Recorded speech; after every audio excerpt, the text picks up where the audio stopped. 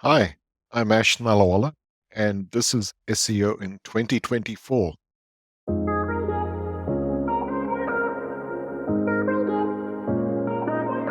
Ash, what is your number one SEO tip for 2024? My number one tip for SEO is that enterprises should elevate the SEO function. By that I mean that the person or people who make the description of the SEO team should have their positions moved higher in the org chart. Okay, so where in the corporate structure should an SEO manager sit?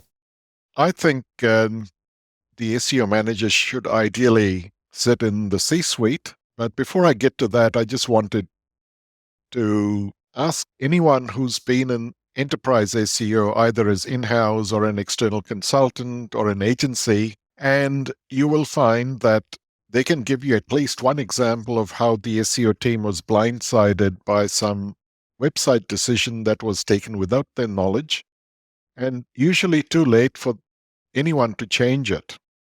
And I'll give you some examples. The replatforming of the company's core software also includes a new CMS because the vendor will throw it in for free. Or we have to use that CMS because it is integrated with the core software, while the old one would need a lot of developer resources and a budget that we do not have. Or the timeline for implementing this new CMS is hardwired, so not all content can be transitioned to the new templates. Another one, there is a fear that people are scraping our content with bad intent. So we implemented the smart firewall last week. And by the way, web crawlers that are run by the SEO team might be impacted. Or another one, SEO developer requests are kept in the backlog because there is revenue generating work that gets higher priority. And finally, the marketing agency recommended that they build and operate a niche website on a new domain for some campaign, or that it be implemented as a subdomain. By the way, it's already in the marketing collateral, so you can't change it. So do these examples strike a chord with you? I'm sure they do, many SEOs. Yeah, absolutely. Yeah, they're a blend of real examples from my experience. I've kind of merged some incidents so that you can't identify. If you looked at my profile in LinkedIn, you might try and guess where I might have seen these things. So I can now get to the recommendation which I describe as an ideal scenario. And you may not get it as a first win. It might take you a bit of effort. In this perfect world, the company creates a C-level position that some companies have called a Chief Web Officer or CWO. Some have called it Chief Webmaster or CWM. A less formal title for this person is Web Success Officer because that describes the responsibility given to them. To describe this role a bit further, nothing should happen to the website without the knowledge of the CWO. That does not mean that the C-suite executive is inserted into every website process and invited to every meeting. Certainly not. They analyze and modify workflows at a high level to ensure that ultimately organic traffic is not impacted. For example, they might find that the web developers need some training in HTML tags that have an SEO impact. They might need to run SEO 101 sessions at regular intervals in small group sessions. So that was the description of this ideal situation. So are you finding that enterprises are open to this sort of chief web officer, C-suite individual, or is there a feeling that it's not a requirement and it's just creating a role that doesn't particularly need to be fulfilled at the moment? Some have definitely done it. I did a search in LinkedIn for such titles, and I think I found about 10 such people in the world. And some of them were past positions, but one company that came to mind was Colgate-Palmolive in the US, and they had a chief web officer at one point. I don't know if they still do, but certainly someone thought that it was a good idea, and I commend them for having done that, and I hope that they have continued such a position. And a few other companies have had these similar titles like Chief Webmaster. I saw that at least once. And what about Chief Digital Presence Officer? I'm wondering if the role could even be expanded to look at digital presence online, on sites, on social media sites, on other areas that impact the brand and the brand perception. Yes. I looked at a specific title, Chief Digital Officer, which is a relatively common title. And it seems to have spun off from title of Chief Information Officer. Sometimes the CIO does everything, anything that's vaguely digital.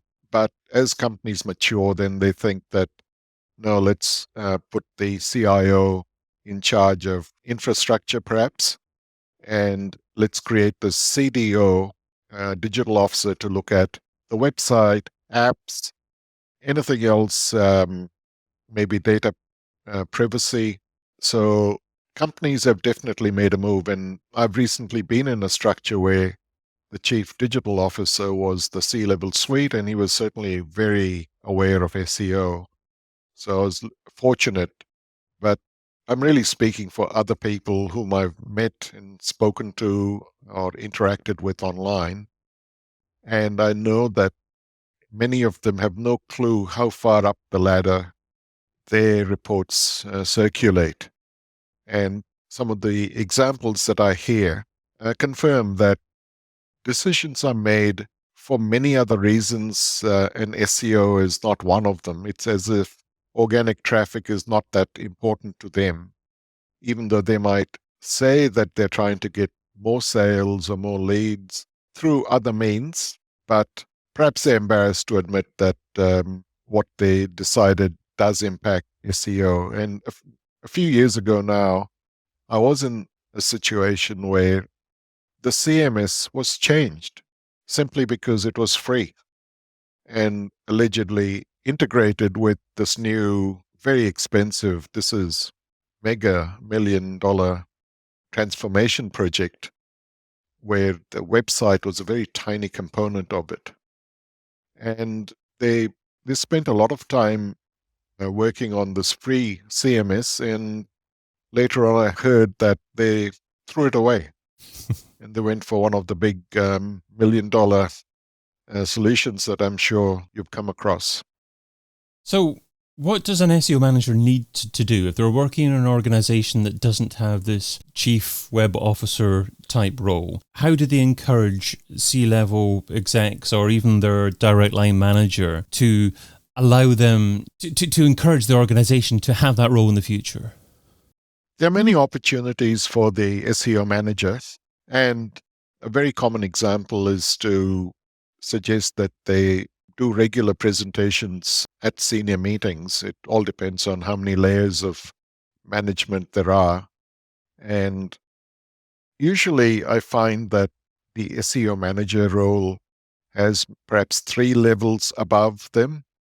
And at the most, they might be presenting to their own manager's level. But from time to time, if there is an opportunity, they need to watch out for these opportunities and say, hey, would it be a good idea to talk about these wins? And usually you want to initially present some wins higher up because you won't get objections. If your manager can tell their managers that they've achieved a few SEO wins, then the SEO manager would get the chance to speak at the high level meetings. So that's where they begin. And maybe later on, once it becomes a regular thing, they can slip in some of the negative discoveries that they've made. And sooner or later, someone's going to say, okay, now how can we improve things for you? And that's the opening that they need to watch out for and play their cards carefully. And so the answer to that question should be, well, ideally, you should have that chief web officer type role to ensure that we're proactive when it comes to things like CMS changes in the future, so we don't get sudden ranking losses because of that. Absolutely. I've seen a situation where the decision was made by someone who wore the hat of a information architecture specialist. And we were shaking our heads in the SEO team as to how would they have the knowledge of the impact that they had on SEO just because they decided to change the CMS. So it can happen that these decisions are made by completely random corners of the company. For example, information security can suddenly take an interest in the firewall.